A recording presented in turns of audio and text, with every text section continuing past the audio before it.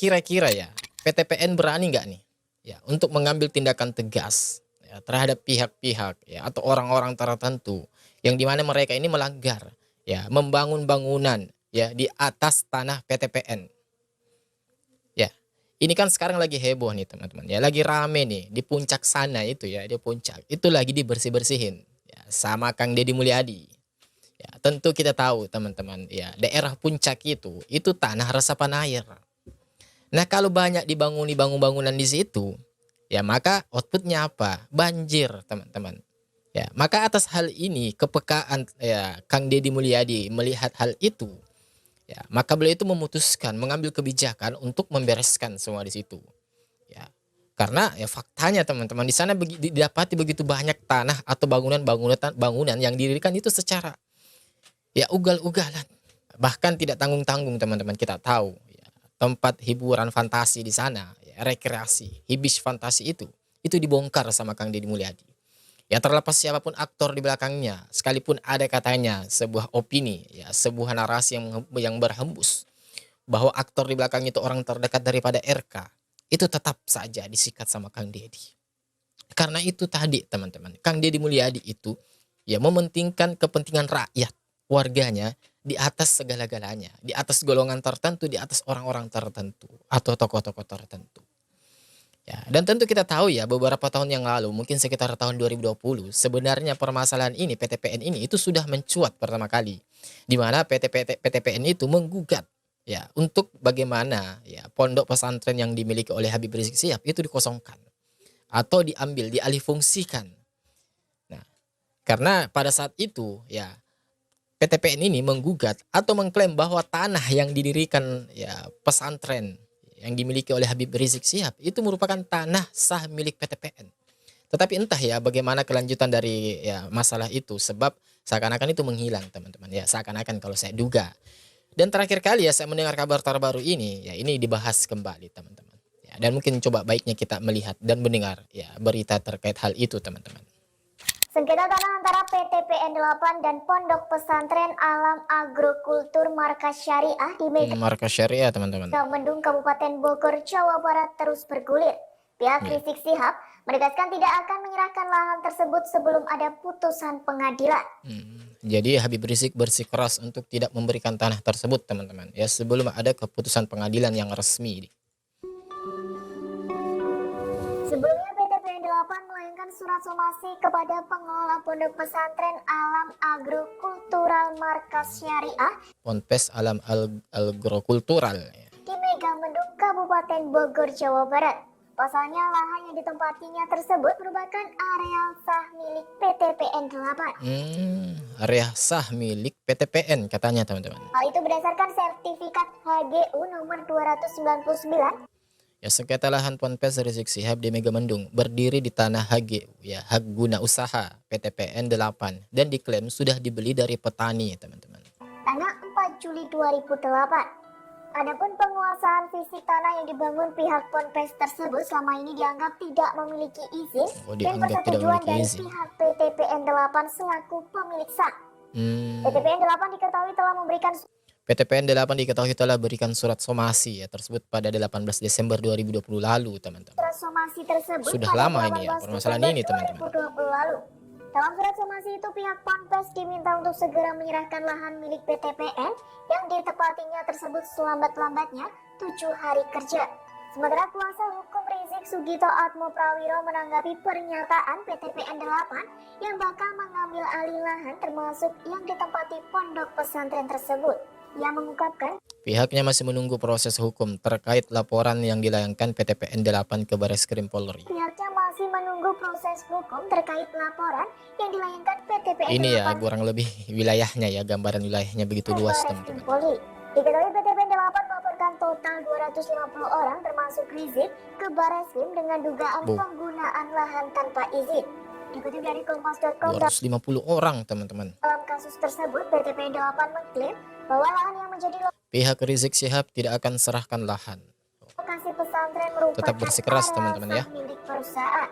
Sementara itu Sugito menuturkan pihaknya membeli lahan melalui penggarap atau pengelola.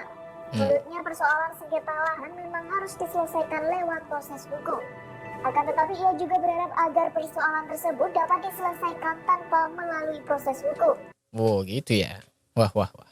Sebab Sugito mengklaim HGU milik PT PN 8 atas lahan yang disengketakan telah dibatalkan dan putusannya sudah inkrah di tingkat kasasi.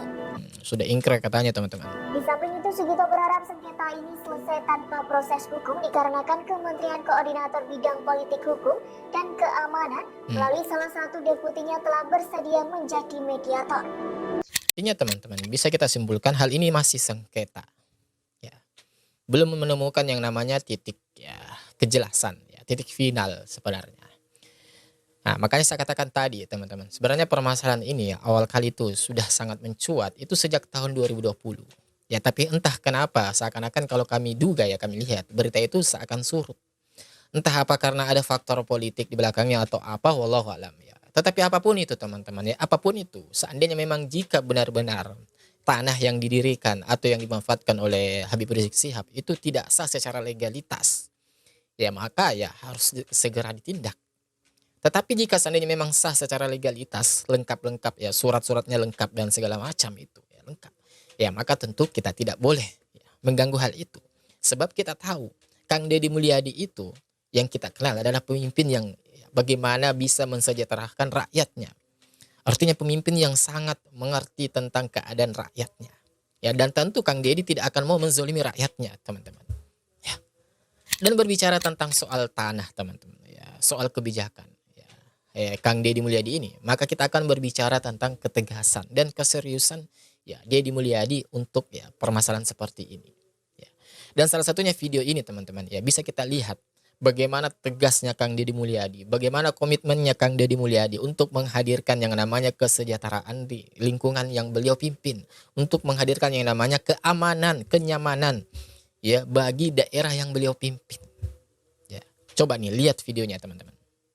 Kalau saya mau ekstrim ya, kalau saya pribadi ya, Iya. Pemprov Jabar itu bukan lembaga yang miskin. Iya, benar. Kita punya uang 31 triliun. Kalau saya mah begini, bisa nggak sih dari sisi aturan aku mau lebih baik ganti ke investornya, kembalikan lagi jadi kebun. Coba teman-teman ya. Kalau saya mending kayak gitu. Ya, kalau bisa saya ganti saja deh investornya. Ya daripada ribet ya, mending saya ganti investornya lebih cepat ya tanah ini tuh dirubah fungsinya sedia kala. Ya bagaimana tanah yang sudah dibangun bangunan itu dijadi lahan hijau, teman-teman. Coba ya, Kang Deddy Mulyadi mau melakukan hal seperti itu. Untuk apa? Untuk lingkungan, teman-teman. Coba kita lanjut. Ya. Dan mereka juga harus dituntut juga. Aku mah gini aja, kalau Pemprov misalnya Pemprov Jabar ini harus ganti biaya investasi 40 miliar, udah ganti deh. Kembalikan lagi fungsinya. Ganti, Fungsinya. Iya. Udahlah. Bapak ya, kita ngasih hibah kan 1 triliun, 1,2 triliun. Ya udahlah, anggaplah aja ngasih hibah ke sini untuk penyelamatan lingkungan. Investor tidak rugi, kita juga nggak mau rugiin orang. Iya. Udah, kalau memang ada nomenklatur anggarannya, Pemda Provinsi Jawa Barat nggak apa-apa. Misalnya yang ngasih apa istilahnya ke PT Jaswita, Jaswita pulangin duitnya, bongkar kembali, nggak ada lagi ini tempat. Iya.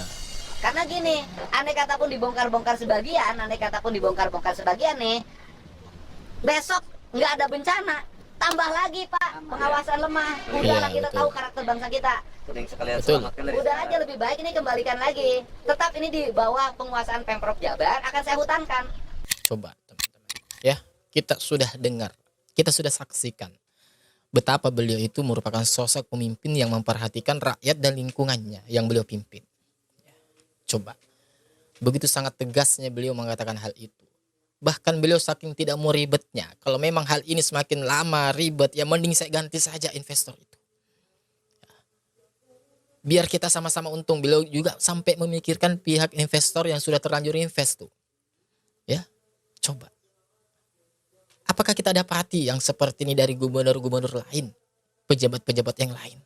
Saya bertanya kepada teman-teman, ya khususnya kepada warga Jawa Barat nih yang menonton video ini.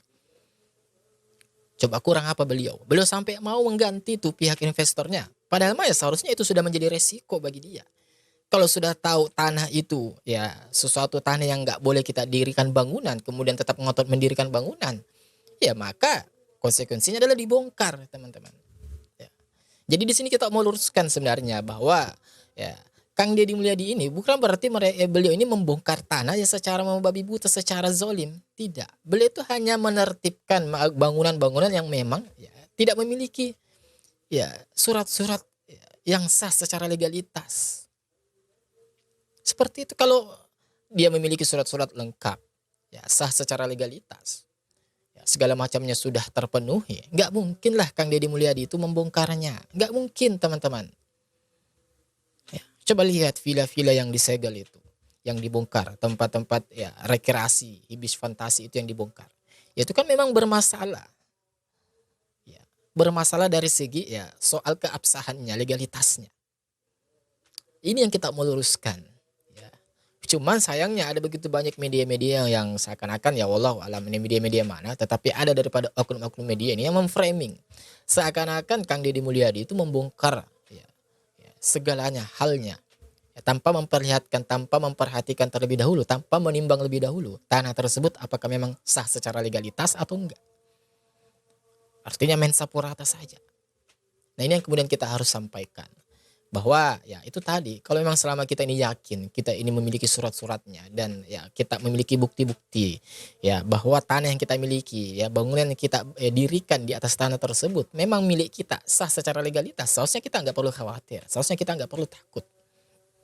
Ya, kembali persoalan kepada tanah ya yang dimanfaatkan, yang didirikan bangunan oleh Pondok Pesantren Habib Rizik Syihab. Nah, seharusnya kalau beliau memang memiliki surat-surat yang lengkap, seharusnya tidak perlu khawatir, teman-teman. Ya, itu poinnya, tidak perlu khawatir. Ya. Jadi seperti biasa teman-teman, ya bagi teman-teman dan khususnya warga Jawa Barat nih. Ya, coba kalian komen di kolom komentar kata di bawah. Ya, kira-kira ya sosok Kang Deddy Mulyadi yang menurut kalian itu seperti apa? Ya. Apakah seperti yang sebagian ya media-media tertentu yang menggambarkan bahwa beliau itu merupakan sosok ya pemimpin yang pencitraan lah, sosok yang zalim lah, sosok yang tidak memperhatikan rakyat lah, atau justru sebaliknya? Sosok yang memperhatikan rakyatnya, sosok yang memang memperhatikan lingkungannya. Ya bagaimana beliau ini menginginkan ya khususnya di daerah puncak itu memang ya kembali kepada fungsi asalnya. Ya, sebagai lahan hijau, ya hutan lindung, yang kedua sebagai ya tanah serapan air. Coba kalian komen di kolom komentar kita di bawah ya. Insya Allah kita ketemu lagi di video selanjutnya. Wassalamualaikum warahmatullahi wabarakatuh. Barakallahu fikum.